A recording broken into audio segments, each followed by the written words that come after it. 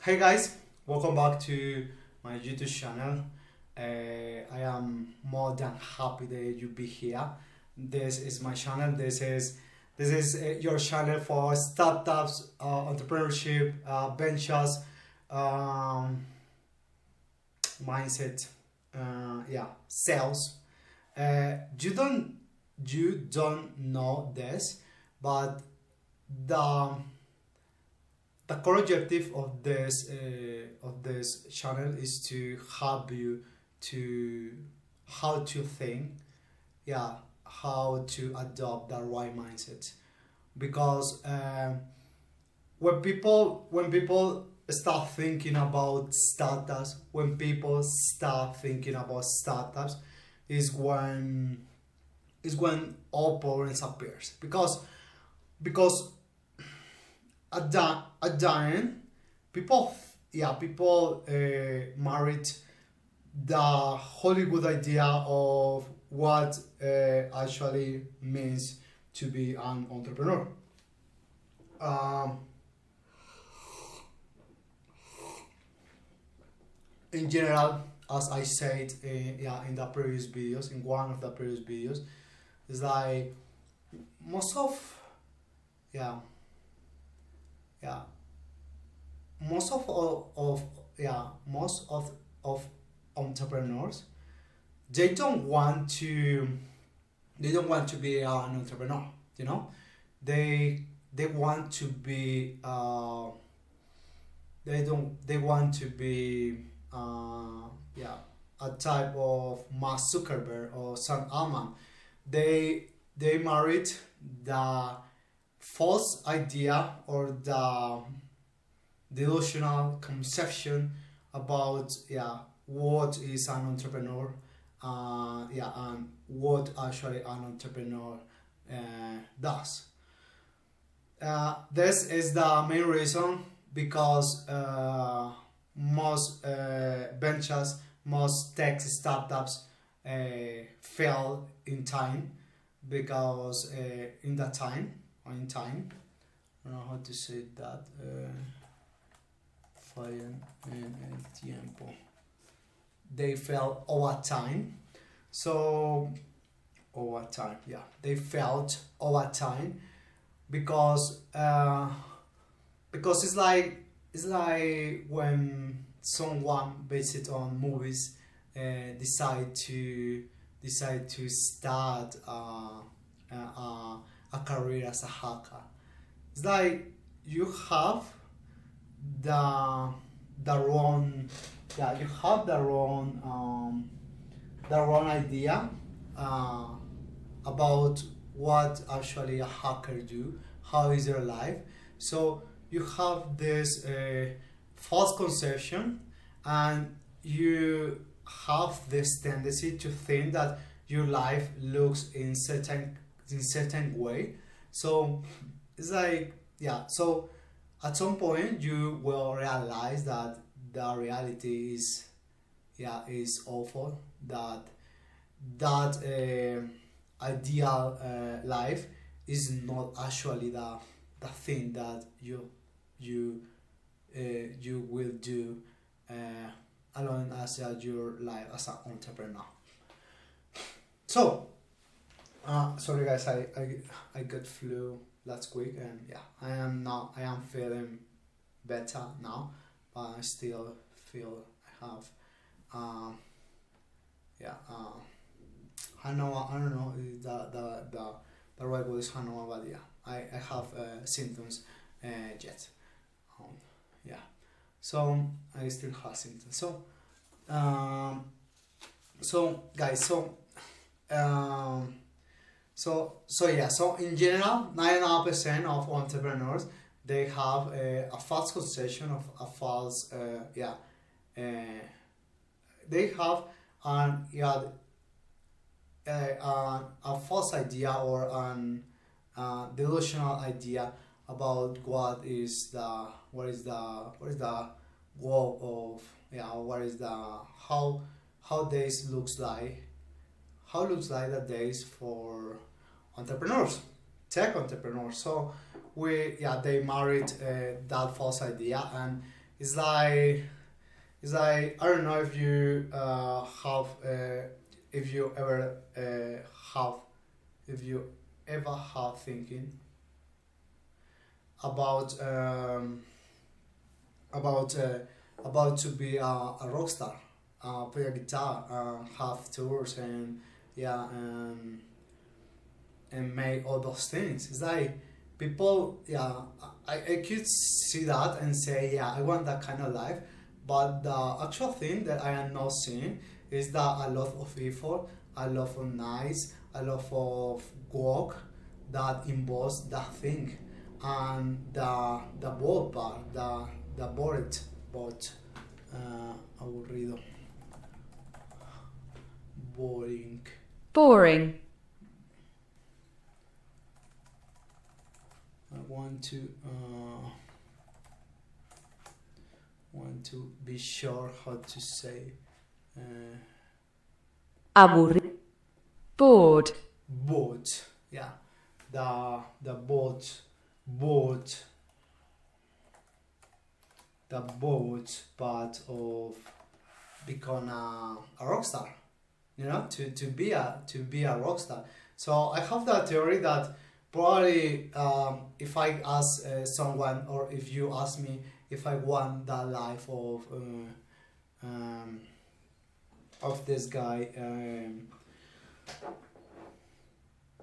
Elon Musk, is that probably I have the false conception that his life is so fun that he's I don't know how he will spend his life, his days, but my point is that probably is more bored than we could think, but we have this false idea, this imagination about how his life looks like. So it's the same. It's like people in general, yeah, getting back to our to the subject for this video, is that people in general, or entrepreneurs in general, they have a false conception what is an entrepreneur, what they do, and yeah, and what is the what is the other implications, the real work.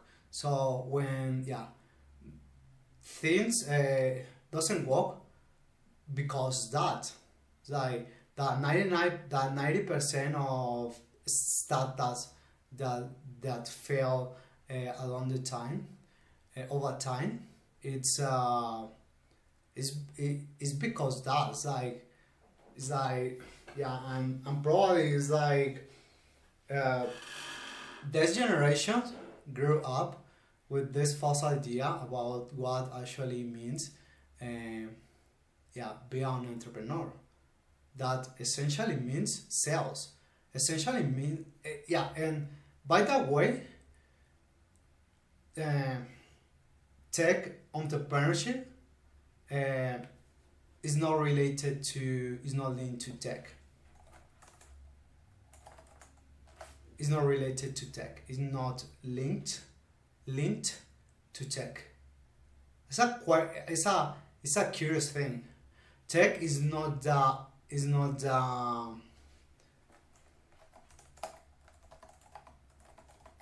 tech is not the let me translate. It's not the end. It is the means. It's like it's like that is the last part. It's only a one tiny part of your of your journey as an entrepreneur, but people don't understand that. They think that tech startups, it's about to make code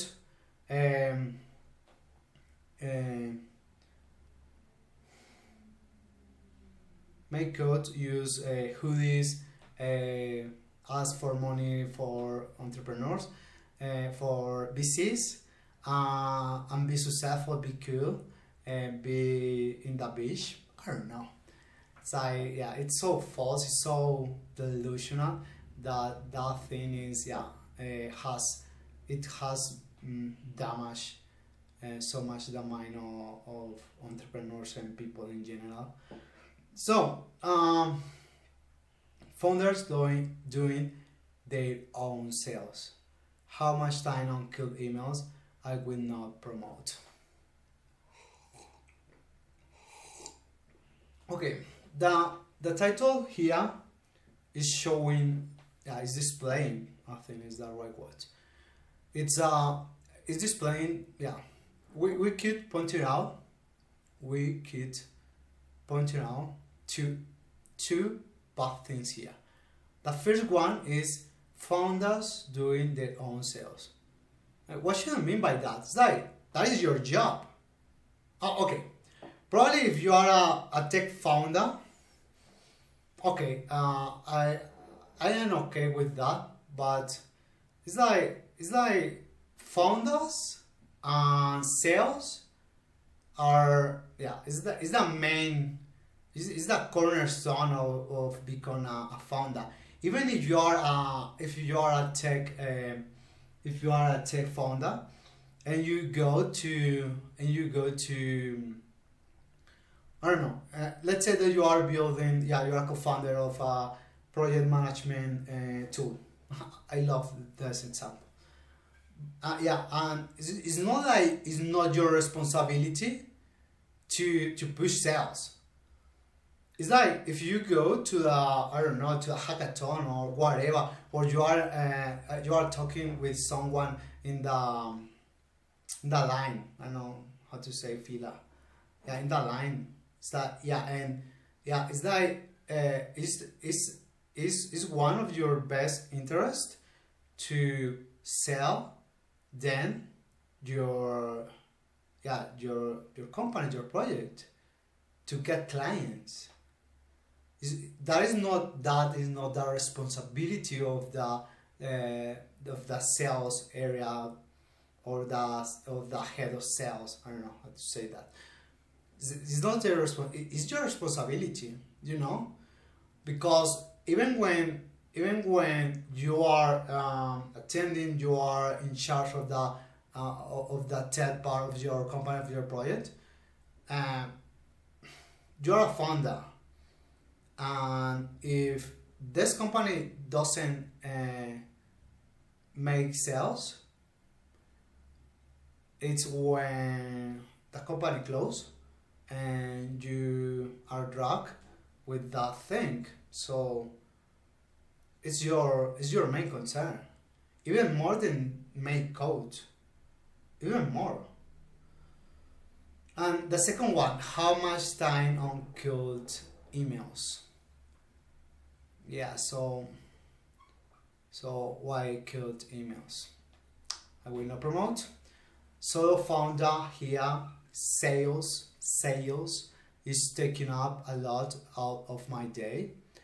Okay, by that way, you as a co-founder, it's like this is one of the things that is so wrong among startups things.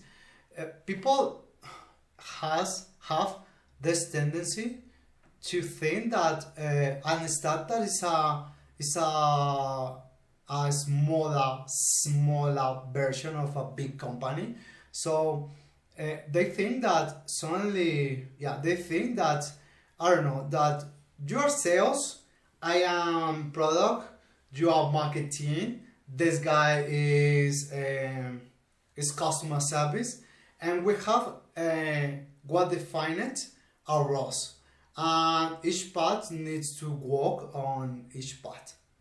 Yeah, but wrong. That is not. Yeah, it doesn't work in that way. It's like, and mainly you as a founder. Let's say you are a tech founder. You are sales. You are marketing. You are tech. You are product. You are I don't know, the concierge, you are all roles in one person. Yeah, you need to prioritize. And by the way, sales is my main priority.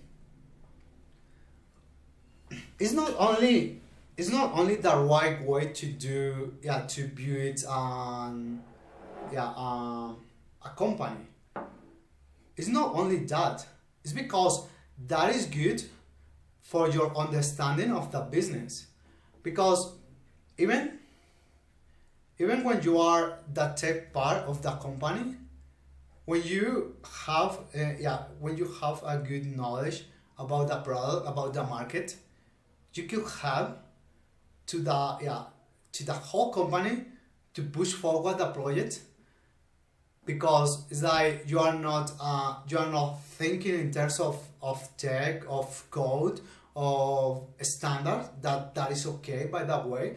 It's not only that, it's because you are making the right thing, that it is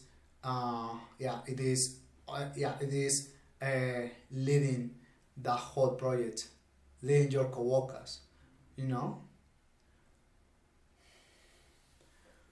Okay, solo founder here. Sales is taking up a lot of my day. Yeah, you're my main priority, no matter what. My workflow: find a lead on LinkedIn, aka spam, research company person, write email with ChatGPT, total 25 to 30 minutes per email, 30 emails, 12 hours a day. This is hurting. Is hurting, I think. Let me check this. Hurting. This is hurting.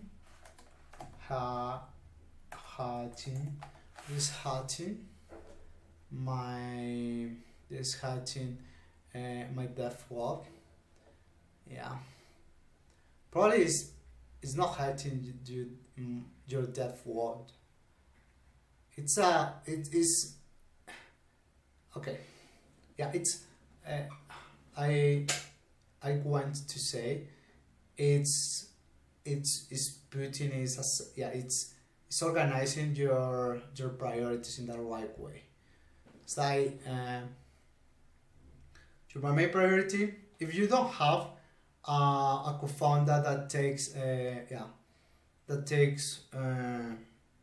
is in charge of sales, and push the business part of the business, the sales part, to push forward, is when you need to perform different roles, no matter what. Question: Do you do your own outreach?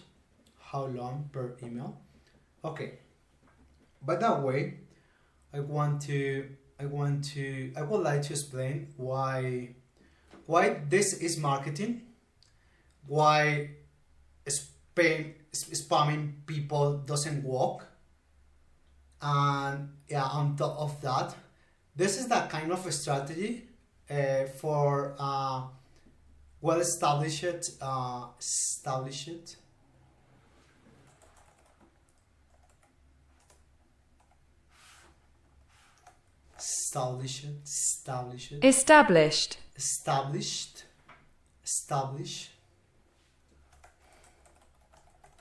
This is the kind of strategy, but for a well established company. This is not for a startup. Even it's not for validate or whatever. You could call this as you want, but it's not for that. Yeah, I get it. Probably you need clients to keep moving, to keep pushing forward, but this is not the way to do it. So let's sorry, let's take a little time to yeah, why marketing doesn't work for early stage startups. Chan chan chan chan. Yeah, I recommend the last video. It's amazing. It's super good. I think it's the right expression. It's super, yeah. It's super useful. So, okay. So this is the thing. Let's say that this entrepreneur had this product that, by the way, they built without any kind of need on mind. That was the instinct, and yeah, that was the instinct from someone, and now they're so struggling.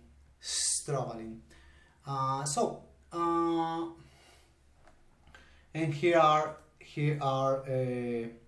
LinkedIn. I will follow. Okay, no, a Facebook group. So, okay, let me. So,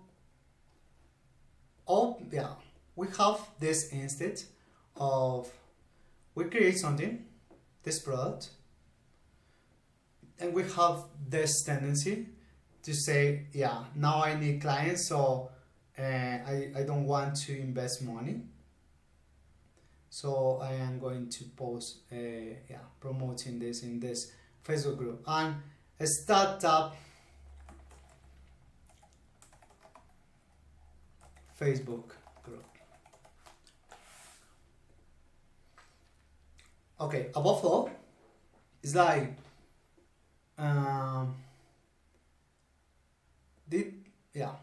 this is telling me that you don't know,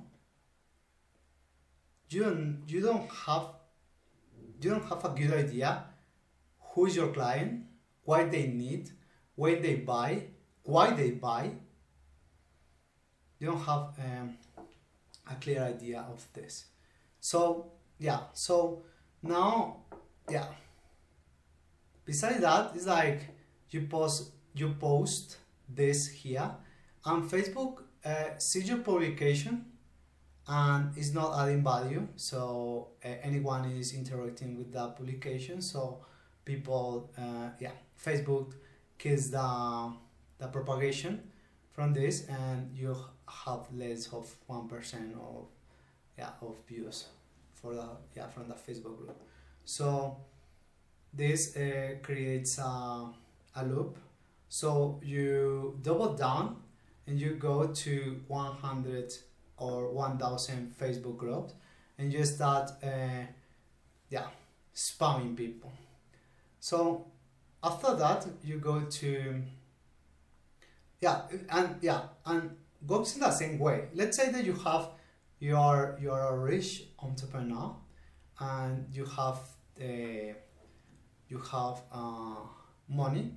So Facebook now love you, and they are going to show your spam to people in order to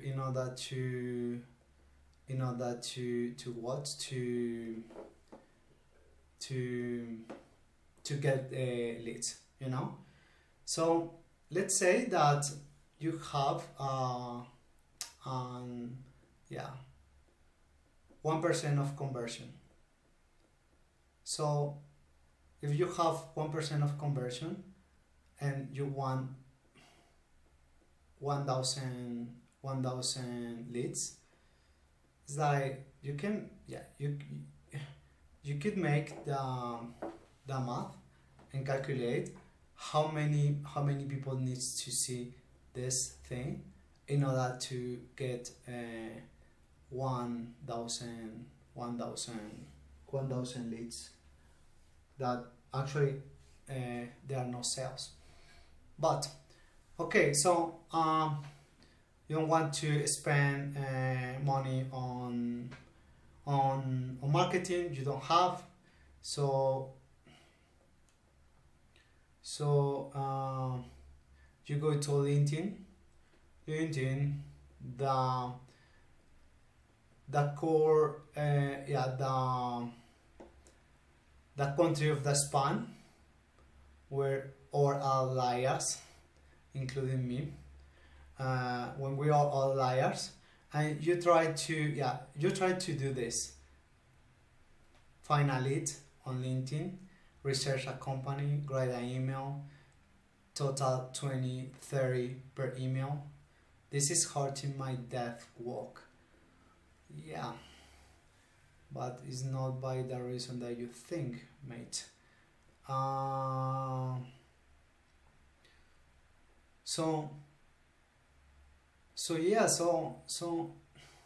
Okay, so what is the problem? Why you don't need cold outreach? Why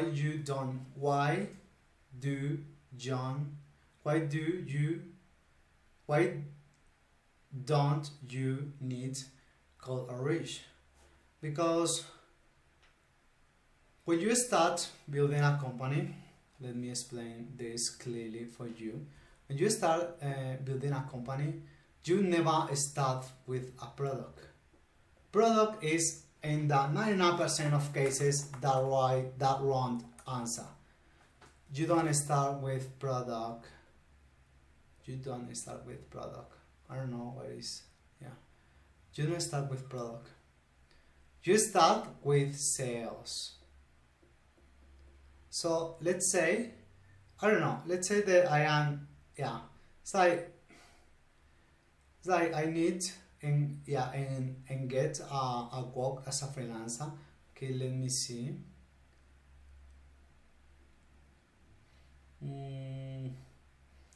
I was curious about what type of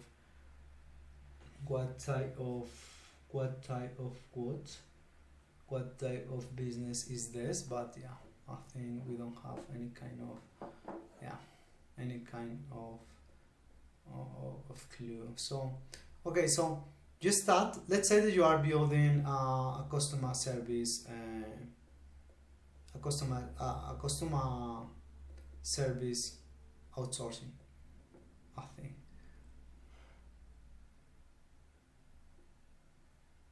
You want to help startups with their customer service.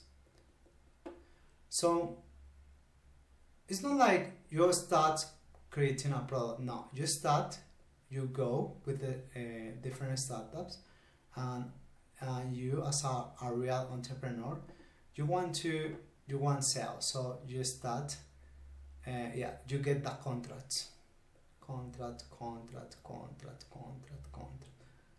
You're not selling technology, you're selling a service. So a SaaS, a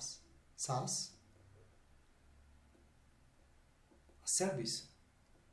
You are selling a service.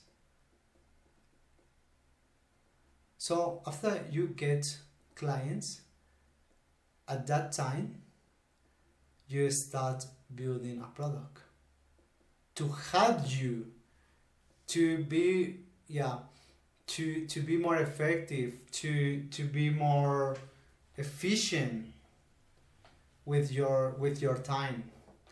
And after that, it's like at this point, at some point it's like at some point the word of mouth and the brand, let's say marketing. I would like to introduce a caveat here, but those things and not outbound is getting you the clients, and at some point you can make outbound, but always the relationship is 80 IT to 20 80 inbound marketing, 20 outbound marketing, if you want a thing. So when you start from here, you are lost, man. You are completely lost. So do you do you do your own outreach? How long per email? Quite interesting thing here. It's this guy. Yeah, he has a budget about how many time that takes per email.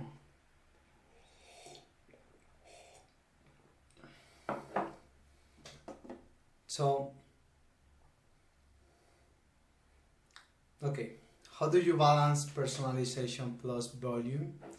Yeah, what tools actually help, not generic, hire, and what tools actually help, not generic, hire, and SDR answers. Generally curious how other founders handle this without it taking over their entire day. Yeah, probably because this skill outreach. Okay, I want to introduce here and once. It's like when you are starting, you can reach people on LinkedIn. That is not bad at all, but it's not like you are not reaching them to sell a tool. You are looking for a job, for a freelance job. You're not looking for a tool to sell a tool. No, to sell a tool.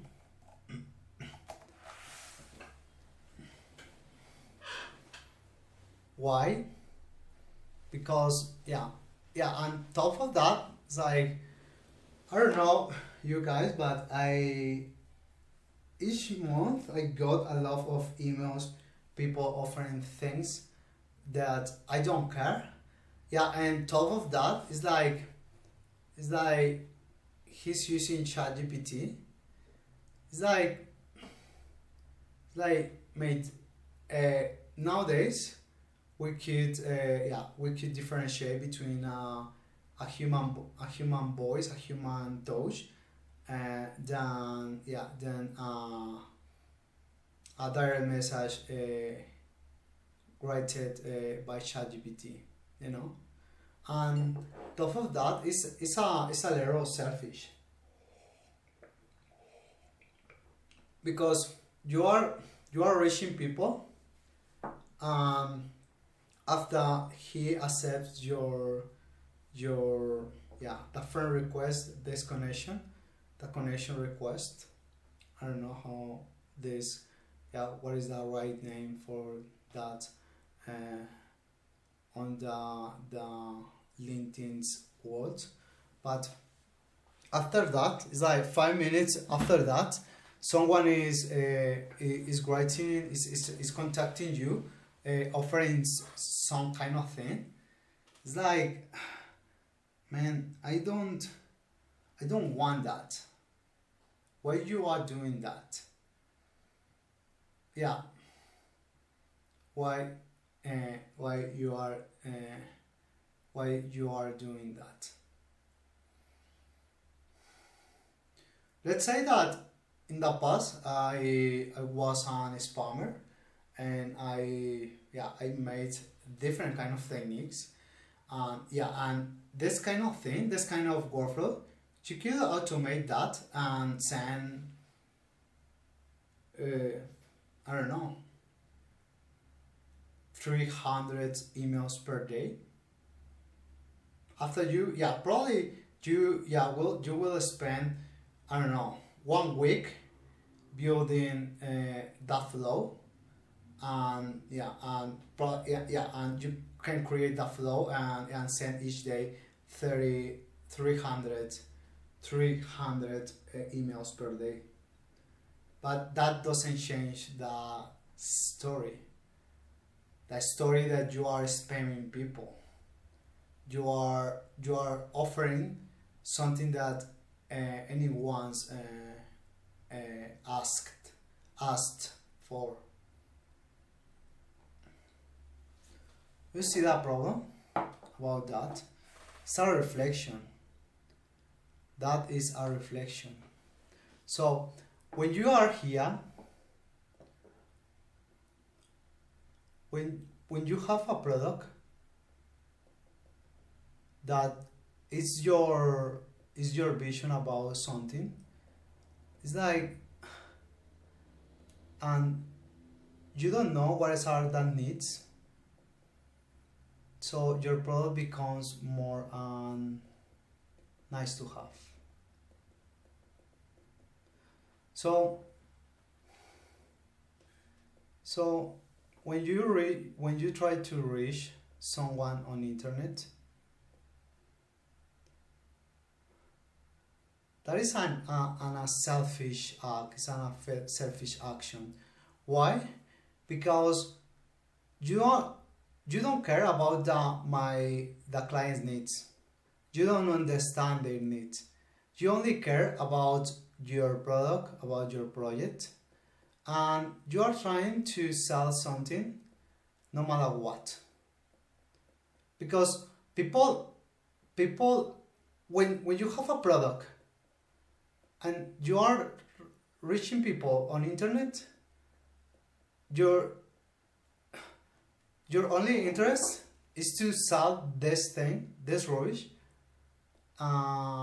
even if your client doesn't want to that thing, even if they don't need your product, your solution. It's different when I am a customer service and I write to someone and I ask them if they need help with customer service. So there is a need, and this guy could say yes or no. Even the speech is different. Why? Because here it's like you are asking for a job, like please man, give me this job. You are begging, you are asking for help in some way, and this person is not going to feel spammed. So if you go and you be honest with your with this person, so and you say, mate, please help me. I am trying to offer the service. I don't know if you have problem with your customer service. If you want, we can talk. I have time to go for you and take care of that, But at the same time, a product appears in that scene is when all now is about spam. You don't want this. And even the problem is because when you are looking for clients as a person, you could adapt your offer to your client needs, But now it's like after when you are carrying a product with you, is like you are constrained. You have constraints around the product. Is this solution or is nothing? You can't adapt so much. You can adapt to your client's needs. So the time is running out. So I want to read some comments, see what is people saying to them. So I am assuming you are a B2B. You don't want to hear it, but hire an SDR. Yeah, you are wasting your time. Okay, let's say that probably are okay. I'm not sure if I agree with this idea that he's wasting his time. Let's say that he could be more effective in making code, because he could be he's wasting, they are wasting their time, only because this dev co-founder could be making more money as a developer. But that doesn't mean that he's wasting his time. That doesn't mean that he's wasting his time for the company. It's like the priority of the company right now could be more sales. You don't need to call more. It's like the product is the product. Okay, as I said, it doesn't make sense to build a product when there is not a need from you to have a product. So your main priority are sales. So it's not time wasted. Probably it's time wasted because he's trying to make the entrepreneur job with the wrong tools, and one of that is selling a product. It's not it's not called cute or rich. One, two.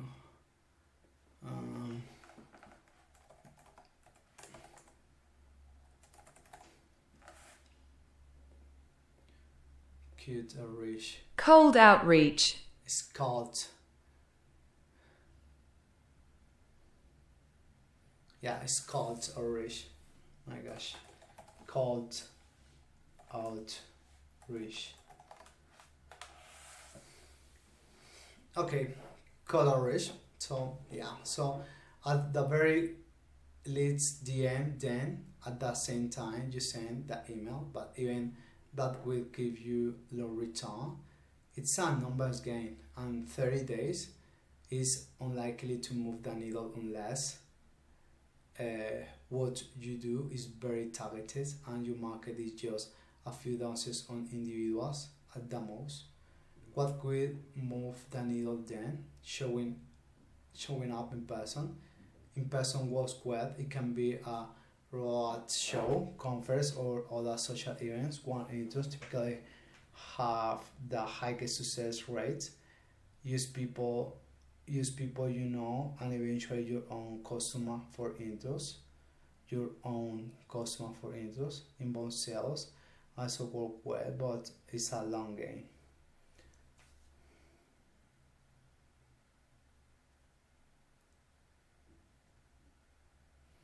Okay, he's a solo founder.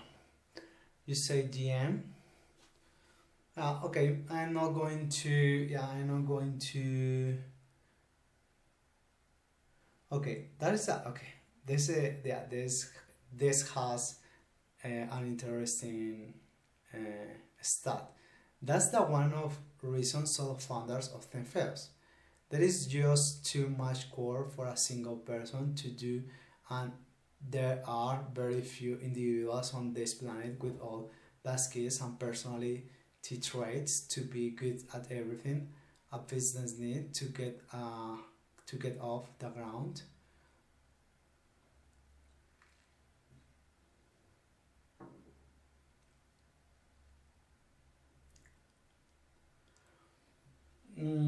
Okay, I don't know. I am partially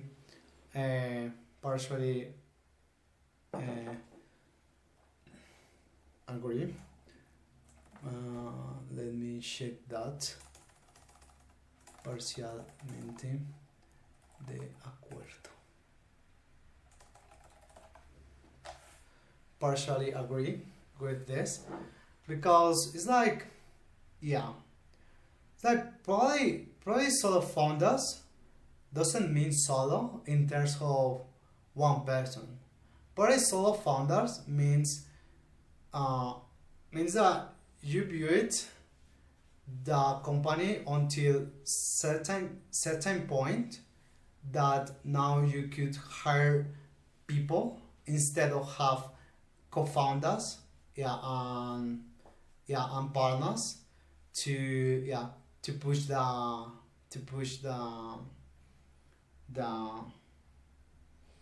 company forward. I was thinking, well, for a second, that probably if you have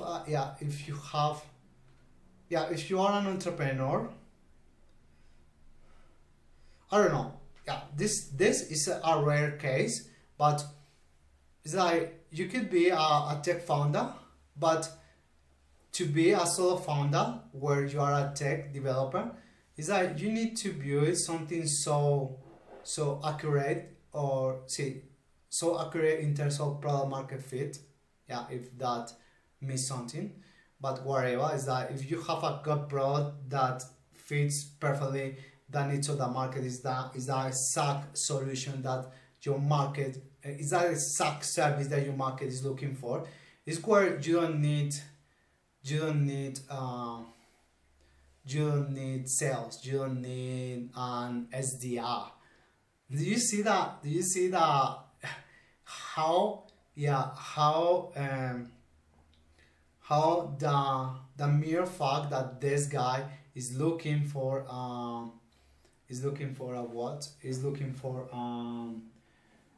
a solution for that is the proof that their product, that